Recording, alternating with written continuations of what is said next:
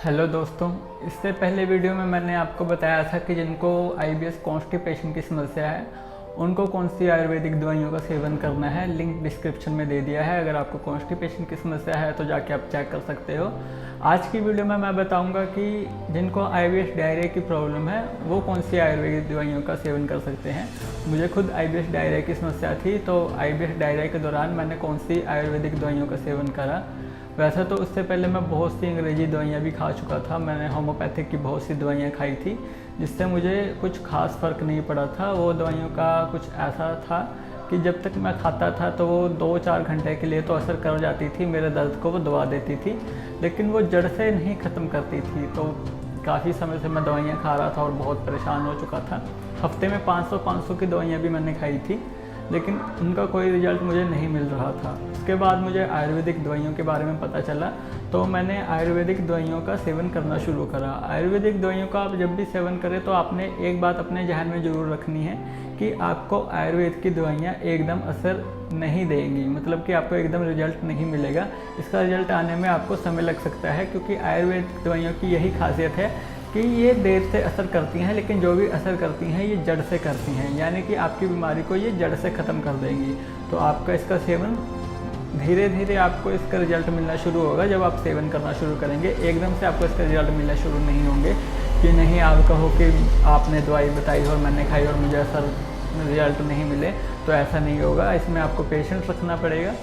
Patient के साथ साथ आपको ये अपनी डाइट प्लान भी चेंज करनी पड़ेगी। जो भी आयुर्वेदिक दवाइयाँ मैं आपको आज बताने जा रहा हूँ वो आईबीएस डायरिया वालों के लिए है। तो सबसे पहले जिनको आईबीएस डायरिया की समस्या है ये है बिलवादी चूर्ण। बिलवादी चूर्ण ये बेलपत्र के फल का बना है। और जिनको डायरिया की समस्या है, वैसे तो कॉन्स्टिपेशन वाले भी ये ले सकते हैं, तो उनके लिए मैं पहले ही वीडियो बना चुका हूँ। जिनको डायरिया की समस्या है वो ये इसका सेवन कीजिएगा, बिलवादी चूर्ण। इसका सेवन आपने इस तरीके से करना है कि सुबह सबसे पहले आपने 1 गिलास खाली पेट पानी पी लेना है। उसके बाद आपने थोड़ा सा पानी गर्म कर लेना है। उसमें फिर आपने क्या करना है कि 1 चम्मच बिलवादी चूर्ण आपने लेना है और उसको चम्मच को आपने खा लेना है। उसके ऊपर आपने फिर वो हल्का जो गर्म आपने पानी किया होगा वो पी लेना है। ये 125 रुपये का है, किसी भी आयुर्वेदिक स्टोर से मिल जाएगा।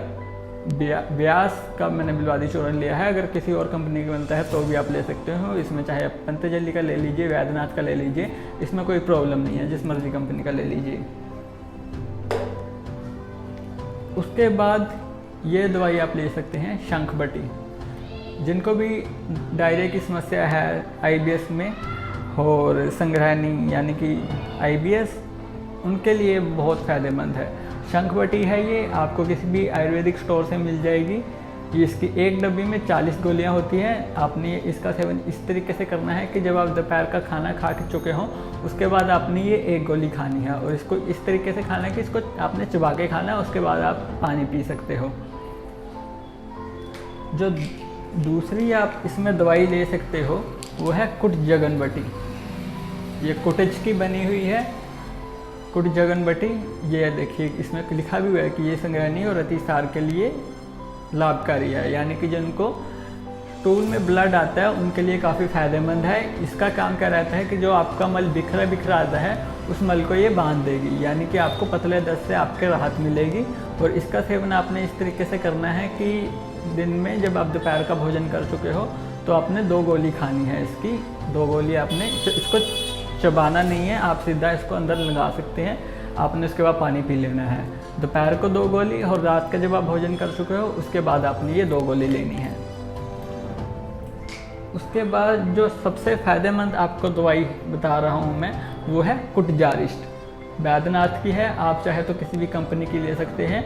ये अतिसार में बहुत ज़्यादा लाभदायक है। जिनको अतिसार की समस्या है उनके लिए बहुत ज़्यादा लाभदायक है। आईबीएस में बहुत ज़्यादा आपको राहत देगी है, जिनको भी आईबीएस की समस्या है। और ये कॉन्स्टिपेशन वालों के लिए नहीं है। जिनको डायरिया की समस्या है ये दवाई सिर्फ उनके लिए है। कॉन्स्टिपेशन वालों के लिए अलग दवाई मैं पहले ही बता चुका हूँ। तो कॉन्स्टिपेशन वाले इसका सेवन नहीं करेंगे। इसका काम क्या रहता है कि ये आपके मल को बांध देती है। आपके पेट में जितनी भी समस्या होती है पेट दर्द की, ऐंठन की, मरोड़ की, जब आप इस दवाई का सेवन करने लगेंगे धीरे धीरे तो आपकी वो पेट दर्द, ऐंठन रोड की समस्या धीरे धीरे जाने लगेगी। और इस दवाई को आपने कैसे लेना है कि सबसे पहले तो आपने कटोरी ले लेनी है, उसमें फिर आपने 4 चम्मच डाल लेने हैं, कुटजारिस्ट के 4 चम्मच आपने डाल लेने हैं। उसके बाद आपने 4 चम्मच पानी उसमें मिला लेना है, यानी कि जितनी मात्रा में आपने कुटजारिस्ट की दवाई मिलाई उतने ही चम्मच आपने उसमें पानी मिला दिया। फिर उसको आपने मिक्स कर लेना है और जब आप दोपहर का खाना खा चुके हो उसके बाद आपने ये पी लेनी है। इसका भी सेवन आपने दोपहर और रात को करना है। जब भी आप इसका सेवन करें तो आपको तला फला भोजन नहीं खाना है। आयुर्वेद की दवाइयों को जितनी में मैंने आपको बताई डायरिया वालों के लिए, तो जब तक आपकी दवाइयाँ चलेगी आपको जंक फूड नहीं खाना है, आपको चाय कॉफ़ी से परहेज करना है और दूध से भी आपको परहेज करना है। इसमें आप खिचड़ी खा सकते हैं, दलिया खा सकते हैं। खिचड़ी, दलिया नमकीन वाला दलिया खा सकते हैं, दूध वाला दलिया आपने नहीं खाना है। दलिया जो सिंपल पानी से बनता है वो आप खा सकते हो। केला आप इसमें खा सकते हो और इसमें लिखा हुआ है मूंग की दाल, दही भी खा सकते हो आप। इसमें परहेज लिखा हुआ है कि मिर्च मसाले, यानी कि जंक फूड आपको बचना है, यानी कि बर्गर, पिज़्ज़ा, समोसे, ये चीज़ों का आप भी जब तक आपकी ये दवाइयाँ चलेंगी आपको इन चीज़ों का सेवन नहीं करना है। तो ये आपकी दवाइयाँ धीरे धीरे आपको असर करेंगी।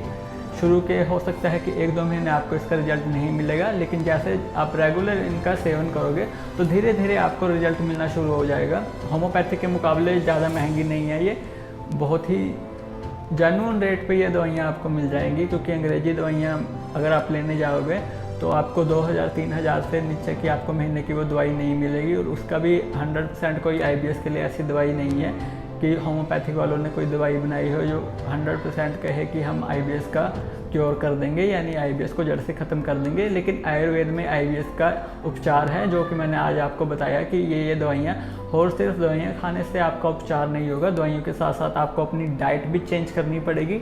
अगले वीडियो में मैं बताऊँगा कि IBS के दौरान कौन सी डाइट आपके लिए फ़ायदेमंद रहेगी।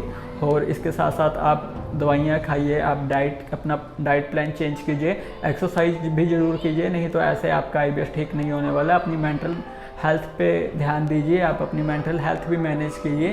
तो जब आप ये सभी चीज़ों को मिला देंगे, मतलब कि आप अपनी डाइट प्लान भी मैनेज करेंगे, अपनी मेंटल हेल्थ भी मैनेज करेंगे, अपनी दवाइयाँ भी अच्छे से लेंगे और एक्सरसाइज भी करेंगे, और हो सके तो योग और मेडिटेशन भी कीजिए, तो आपका धीरे धीरे IBS जाना शुरू हो जाएगा। लेकिन अगर आप सोचेंगे कि खाली दवाइयाँ आपको ठीक कर देंगी, या खाली एक्सरसाइज, या खाली आप डाइट प्लान पे काम करके अपना IBS ठीक कर लेंगे, तो ऐसा नहीं होगा। इन सबको आपको जोड़ देना है और धीरे धीरे आपका IBS ख़त्म हो जाएगा। इतना वो नहीं है कि आपका IBS नहीं ख़त्म होगा। IBS का उपचार है, 100% उपचार है, लेकिन आपको प्रोसेस फॉलो करना पड़ेगा।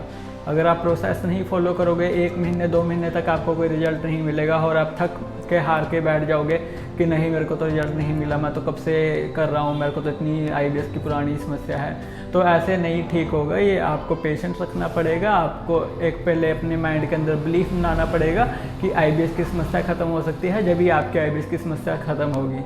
तो चलते अगली वीडियो में मैं आपको बताऊँगा कि IBS में कौन सी डाइट आपने फॉलो करनी है। तब तक के लिए धन्यवाद।